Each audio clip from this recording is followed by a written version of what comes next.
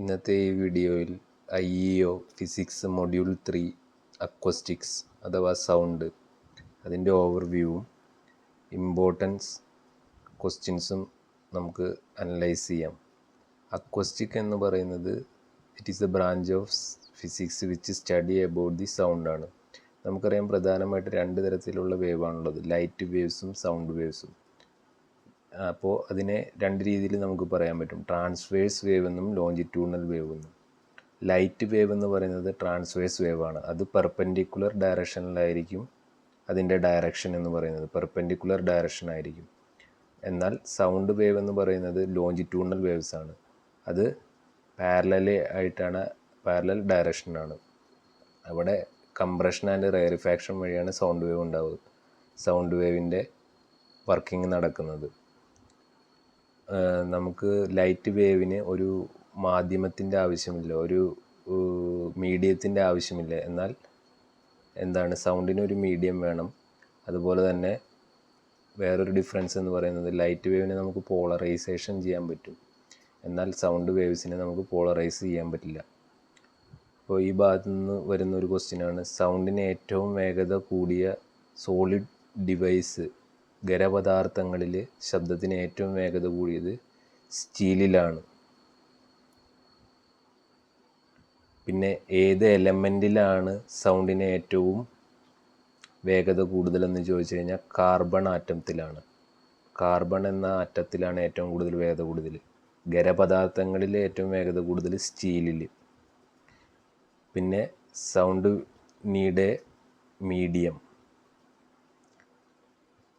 അപ്പോൾ സൗണ്ടിന് മീഡിയം ആവശ്യമുണ്ട്. അതുകൊണ്ട് സൗണ്ട് വാക്വത്തിൽ സഞ്ചരിക്കില്ല. അതുപോലെ തന്നെ സൗണ്ടിൻ്റെ ഇൻറ്റൻസിറ്റിയുടെ യൂണിറ്റ് നമ്മൾ പറയുന്നത് ഹെർട്സിലാണ്. സൗണ്ടിൻ്റെ തീവ്രത അളക്കുന്ന യൂണിറ്റ് എന്ന് പറയുന്നത് ഓഡിയോമീറ്ററാണ്. പിന്നെ സൗണ്ടുമായി ബന്ധപ്പെട്ട് നമുക്കറിയാം സൗണ്ടിന് കുറച്ച് പ്രോപ്പർട്ടീസ് ഉണ്ട്. അത് ഇൻറ്റൻസിറ്റി ഓഫ് സൗണ്ടാണ്. ഇൻറ്റൻസിറ്റി ഓഫ് സൗണ്ട് എന്താണ്? Sound per unit area, unit ടൈമിലുള്ള സൗണ്ട് യൂണിറ്റ് ഏരിയ, Q/A എന്ന് നമുക്ക് ഡിനോട്ട് ചെയ്യാം. അതുപോലെ തന്നെ ഒരു പ്രോപ്പർട്ടിയാണ് പിച്ച്. പിച്ച് എന്ന് പറയുന്ന സൗണ്ടിൻ്റെ ഒരു ഫ്രീക്വൻസി പാർട്ടാണ് പിച്ച് എന്ന് പറയുന്നത്. അതുപോലെ തന്നെ സൗണ്ടിൻ്റെ മറ്റൊരു പ്രോപ്പർട്ടിയാണ് ലൗഡ്നെസ് ഓഫ് സൗണ്ട്. അത് സെൻസിറ്റിവിറ്റി ഓഫ് സൗണ്ടാണ് ലൗഡ്നെസ് എന്ന് പറയുന്നത്. ഇതെല്ലാമാണ് സൗണ്ടിൻ്റെ ഇമ്പോർട്ടൻറ്റ് പ്രോപ്പർട്ടി. ഇനി നോർമൽ സൗണ്ട് എന്ന് പറയുന്നത് നമുക്ക് 20 Hz to 20,000 Hz അല്ലെങ്കിൽ 20 kHz ആയിരിക്കും റേഞ്ച്. ഇതുകൂടാതെ ഇൻഫ്രാസോണിക് സൗണ്ടും ഉണ്ട്, അൾട്രാസോണിക് സൗണ്ടും ഉണ്ട്. ഇൻഫ്രാസോണിക് സൗണ്ടിനെ പറ്റി നമുക്കറിയണം. ഇൻഫ്രാസോണിക് സൗണ്ട് എന്ന് പറയുന്നത് സൗണ്ട് അപ് ടു 20 Hz ആണ്. 20 Hz താഴെ വരെയുള്ള സൗണ്ടാണ് എന്തെന്ന് പറയുന്നത്, ഇൻഫ്രാസോണിക് സൗണ്ട്. ഇൻഫ്രാസോണിക് സൗണ്ട് പുറപ്പെടുവിക്കുന്ന അനിമൽസ് ചോദിച്ചു കഴിഞ്ഞാൽ വെയിൽസ് ആൻഡ് എലിഫൻ്റ് ആയിരിക്കും. Then ultrasonic sound. Ultrasonic sound എന്ന് പറയുന്നത് എബവ് 20 kHz ആയിരിക്കും. അതുപോലെ തന്നെ അൾട്രാസോണിക് സൗണ്ട് ഹ്യൂമൻസിന് ഹിയർ ചെയ്യാൻ പറ്റുന്നില്ല. അത് പ്രൊഡ്യൂസ് ചെയ്യുന്നത് ഡോഗ്സ്, ഡോൾഫിൻ, ബാറ്റ്സ്, മോസ്കിറ്റോസ്, ഇതൊക്കെയായിരിക്കും അൾട്രാസോണിക് സൗണ്ട് എന്ന് പറയുന്നത്. പിന്നെ നമ്മുടെ നോർമൽ സൗണ്ടിൻ്റെ പ്രോപ്പർട്ടീസ് നേരത്തെ പറഞ്ഞു, ലൗഡ്നെസ്, ഇൻറ്റൻസിറ്റി. ആ ഭാഗത്തു നിന്നൊക്കെ ക്വസ്റ്റ്യൻസ് പ്രതീക്ഷിക്കാം. അതുപോലെ തന്നെ സൗണ്ടിൻ്റെ സ്പീച്ച് എന്നും നോയ്സ് എന്നും പറഞ്ഞ് രണ്ടായിട്ട് ക്ലാസ് ചെയ്യാം. സ്പീച്ച് അല്ലെങ്കിൽ മ്യൂസിക്, അതറിയാൻ നമുക്ക് നോർമൽ സൗണ്ട് എന്ന് പറയുന്നതാണ്. അതുപോലെ തന്നെ അടുത്തൊരു ടേമാണ് സൗണ്ടിൻ്റെ നോയ്സ് എന്ന് പറയുന്നത്. നോയ്സ് എന്ന് പറയുന്നത് അൺവാണ്ടഡ് സൗണ്ടാണ് നോയ്സ് എന്ന് പറയുന്നത്. പിന്നെ സൗണ്ടിൻ്റെ ഇൻറ്റൻസിറ്റി നമ്മൾ മെഷർ ചെയ്യുന്നത് ഹെർട്സിലാണ്. സൗണ്ടിൻ്റെ ഇൻറ്റൻസിറ്റിയുടെ യൂണിറ്റ് ഹെർട്സ് ആണ്. അതുപോലെ തന്നെ ഹ്യൂമൻ സൗണ്ടിന് ഒരു റേഞ്ച് ഉണ്ട്, 0 to 120 decibel. ഈ 0 decibel അഥവാ 10⁻⁻12 Watt/m², അതിന് നമ്മൾ പറയുക ത്രെഷോൾഡ് ഹിയറിംഗ് എന്നാണ് പറയുക. അതുപോലെ തന്നെ 120 dB 1 Watt/m² എന്നാണ് പറയുക. അതെന്താണ്? ആ യൂണിറ്റിനെ പറയുന്നത് ത്രെഷോൾഡ് പെയിൻ ഇൻറ്റൻസിറ്റി എന്നാണ്. പിന്നെ റിവർബറേഷൻ ടൈം ഉണ്ട്. റിവർബറേഷൻ ടൈം എന്ന് പറഞ്ഞു കഴിഞ്ഞാൽ, ഇപ്പോൾ ഹ്യൂമൻസ് ഒരു സൗണ്ട് ഹിയർ ചെയ്യുകയാണെങ്കിൽ അത് നമ്മുടെ ബ്രെയിനിൽ 0.1 സെക്കൻഡിനുള്ളിൽ നമ്മുടെ ബ്രെയിനിലേക്ക് എത്തും. ഇപ്പം നമ്മൾ കേൾക്കുന്ന സൗണ്ട് എന്ന് പറയുന്നത് ആ ടൈമിന് മുന്നേ നമ്മുടെ ബ്രെയിനിൽ എത്തുകയാണെങ്കിൽ അങ്ങനെയുള്ള സൗണ്ടാണ് എന്ന് പറയുന്നത് റിവർബറേഷൻ. അതിന് ശേഷമാണ് വരുന്നതെങ്കിൽ റിഫ്ലക്റ്റ് ചെയ്ത് വരുന്ന സൗണ്ടിനാണ് എക്കോ എന്ന് പറയുന്നത്. പിന്നെ റിവർബറേഷൻ ടൈമിന് വേറെ രീതിയിൽ ഇതിൽ നിന്ന് ക്വസ്റ്റ്യൻ ചോദിക്കാം. The reverberation time of a hall is the time taken by the sound intensity to fall by a factor of, അങ്ങനെ ചോദിച്ചാൽ 10⁻⁻6 അല്ലെങ്കിൽ 60 ഡെസിബൽ. അതായത് sound intensity to fall by 60 decibel or 10⁻⁻6 വാട്ട്/മീറ്റർ². അതായത് 60 dB ആണ് നോർമൽ കോൺവെർസേഷൻ്റെ റേഞ്ച് എന്ന് പറയുന്നത്. അപ്പോൾ അത് ഓർത്തിരിക്കുക. അതാണ് റിവർബറേഷൻ ടൈം എന്ന് പറയുന്നത്. റിവർബറേഷൻ ടൈമിൻ്റെ യൂണിറ്റ് എന്താണ്? സെക്കൻഡിലാണ് റിവർബറേഷൻ ടൈം പറയുക. ഇനി നമുക്കൊരു അക്വസ്റ്റിക് പ്രോപ്പർട്ടി, ഓരോ ബിൽഡിങ്ങിനും ഓരോ അക്വസ്റ്റിക് പ്രോപ്പർട്ടി നമുക്ക് ഇമ്പ്രൂവ് ചെയ്യാൻ പറ്റും. അപ്പോൾ അതിനൊരു റിവർബറേഷൻ ടൈം ഒരു ഒപ്റ്റിമം കണ്ടീഷനിൽ വേണം. അപ്പോൾ റിവർബറേഷൻ ടൈം ഒരു ഡിഫറെൻറ്റ് ഹാൾസിന് അതിന് ഒരു ഡിഫറെൻറ്റ് വാല്യൂസ് ഉണ്ട്, അത് ചോദിക്കാം. അതായത് reverberation time of A lecture room എന്ന് ചോദിച്ചു കഴിഞ്ഞാൽ 1 സെക്കൻഡ് ആയിരിക്കും. Reverberation time of an ഒപ്പറ house എന്ന് പറയുന്നത് 1.5 second. Reverberation time of A concrete hall ചോദിച്ചു കഴിഞ്ഞാൽ 2 സെക്കൻഡ്. അതുപോലെ തന്നെ reverberation time of A open space, dead room and broadcasting room, ഇതൊക്കെ ചോദിച്ചു കഴിഞ്ഞാൽ 0 ആണ് റിവർബറേഷൻ ടൈം വരിക. അതാണ് റിവർബറേഷൻ എന്ന ഭാഗത്തു നിന്നുള്ള ഇമ്പോർട്ടൻ്റ് ക്വസ്റ്റ്യൻസും അതിൻ്റെ എക്സ്പ്ലനേഷനും. അതുപോലെ തന്നെ വേറൊരു ഫാക്ടറാണ് എക്കോ എന്ന് പറയുന്നത്. എക്കോ എന്ന് പറഞ്ഞാൽ നമ്മൾ റിഫ്ലക്റ്റ് ചെയ്യുന്ന സൗണ്ടാണ് എക്കോ എന്ന് പറഞ്ഞു. ആഫ്റ്റർ 0.1 സെക്കൻഡ് കഴിഞ്ഞതിന് ശേഷം നമ്മുടെ ബ്രെയിനിലേക്ക് വരുന്ന റിഫ്ലക്റ്റ് ചെയ്യുന്ന സൗണ്ടിനാണ് എക്കോ എന്ന് പറയുന്നത്. അപ്പോൾ എക്കോയ്ക്ക് ഒരു മിനിമം ഡിസ്റ്റൻസ് ഉണ്ട്, ഒരു മിനിമം ദൂരപരിധി എന്ന് പറയുന്നത് 17 മീറ്ററാണ്, അല്ലെങ്കിൽ 16.5 to 17 മീറ്റർ എന്ന് പറയാം നമുക്ക്. ഈ എക്കോ എന്ന് പറയുന്നത് ഒരു അക്വസ്റ്റിക് അല്ലെങ്കിൽ ഒരു ബിൽഡിംഗ് നമ്മൾ കൺസ്ട്രക്ട് ചെയ്യുമ്പോൾ എക്കോയൊക്കെ റെഡ്യൂസ് ചെയ്യണം. അപ്പോൾ നമുക്ക് എക്കോ റെഡ്യൂസ് ചെയ്യാനായിട്ട് എന്ത് ഉപയോഗിക്കാം? മാറ്റൊക്കെ ഉപയോഗിക്കും തിയേറ്ററുകളിലാണെങ്കിൽ. അതുപോലെ തന്നെ സൗണ്ട് അബ്സോർബിങ് മെറ്റീരിയൽസ് ഉപയോഗിക്കാൻ പറ്റും. സ്റ്റെയർ കേസിലൊക്കെ മാറ്റ് ഉപയോഗിക്കും. അതുപോലെ തന്നെ ഗ്ലാസ് വൂൾസുകളെല്ലാം porous material, sound absorbing material എല്ലാം ഉപയോഗിച്ച് നമുക്ക് എക്കോ റെഡ്യൂസ് ചെയ്യാൻ പറ്റും. എക്കോ എന്ന് പറയുന്നത് കൂടുതലായാൽ അത് സൗണ്ടിൻ്റെ ക്വാളിറ്റീനെ എഫക്റ്റ് ചെയ്യുന്ന ഒരു ഫാക്ടറാണ്. അതുപോലെ തന്നെ മറ്റൊരു ഫാക്ടറാണ് സൗണ്ടുമായി റിലേറ്റഡ് ചെയ്തിരിക്കുന്ന ഒന്നാണ് absorption, sound absorption. Sound absorption എന്ന് പറയുന്നത് എ കൊണ്ട് ഡിനോട്ട് ചെയ്യുന്നു. σSi ആൽഫ ഇ എന്നാണ് അത് പറയുക. അതായത് surface area into absorption coefficient. അതിൻ്റെ രണ്ടിൻ്റെയും പ്രോഡക്റ്റാണ് സൗണ്ട് ഓഫ് അബ്സോർപ്ഷൻ. എ കൊണ്ട് ഡിനോട്ട് ചെയ്യും. അതിൻ്റെ യൂണിറ്റ് എന്ന് പറയുന്നത് സബൈൻ ആണ്.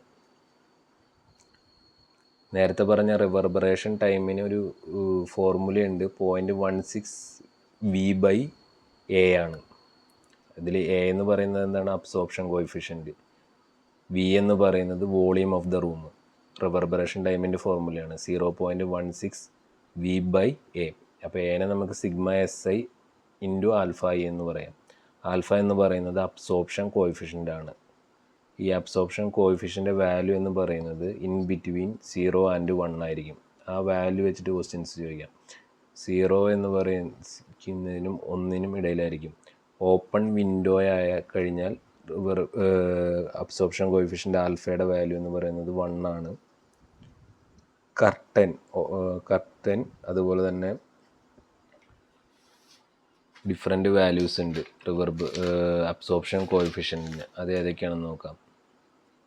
സ്റ്റേജ് കർട്ടനിന് 0.2, കാർപ്പറ്റിന് 0.4, അതുപോലെ തന്നെ ആസ്ബറ്റോസിന് 0.6 മുതൽ 0.7 വരെ, ഗ്ലാസ് വൂളിന് 0.8 to 0.9. അതുപോലെ തന്നെ അബ്സോർപ്ഷൻ കോഎഫിഷ്യൻ്റ് ഓഫ് എയർ എന്ന് ചോദിച്ചു കഴിഞ്ഞാൽ 0 ആണ്. Absorption coefficient of open window എന്ന് ചോദിച്ചു കഴിഞ്ഞാൽ 1 ആണ്.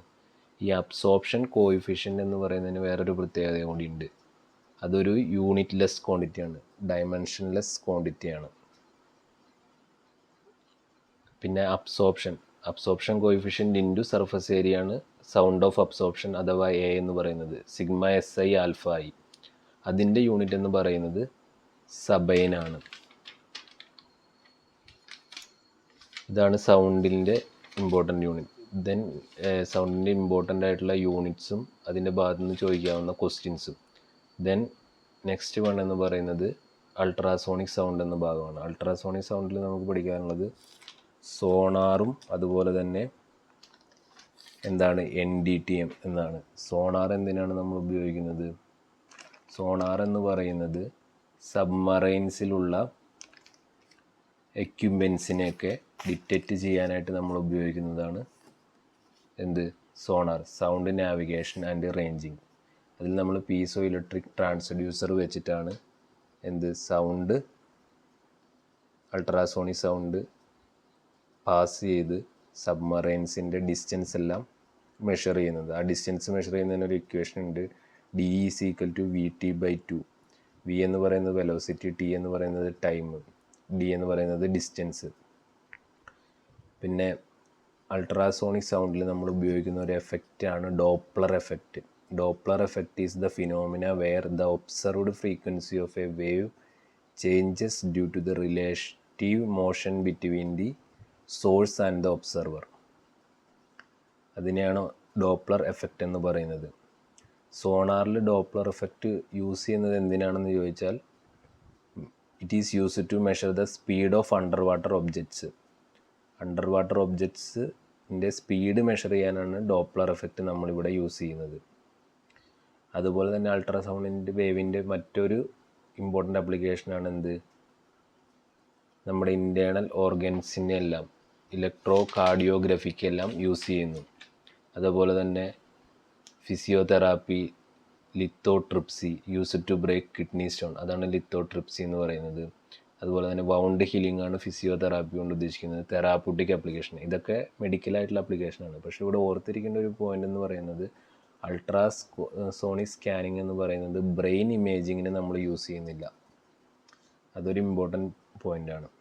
അതുപോലെ തന്നെയാണ് അടുത്തത് non destructive testing. Non destructive testing അൾട്രാസോണിക്കിൻ്റെ ഒരു ആപ്ലിക്കേഷനാണ്.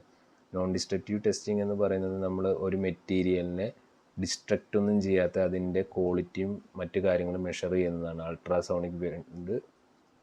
അൾട്രാസൗണ്ട് പാസ് ചെയ്തിട്ട്.